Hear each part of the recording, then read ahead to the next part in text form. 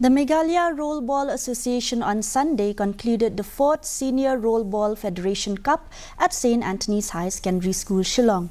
While speaking to the president of the Meghalaya Rollerball Association, Suklang Dakhar, said the association has organized this 4th Senior Rollerball Federation Cup for the first time here in Meghalaya.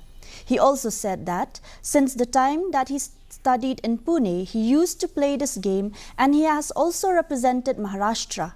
When he returned back to Meghalaya, he saw that the youth were very talented. This made him think that it is good if they start this game here. In women's category, Rajasthan emerged as champion, Tamil Nadu secured second place and Assam took the third place. In men's category, Maharashtra reigned supreme. Jharkhand in second position and Rajasthan claimed third position. Te baling apelong yakani ba menshua ha ngalit school siya Pune. Te ngayo jing hikai na to nado sniam hat khandai khunreu.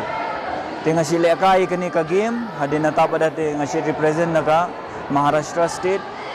Te ngasi yo I ba ngadawan sini ngala sedang ngalai college sini ngasdang train no sini rumenta ngayo I ki khanna jong I don sab ha.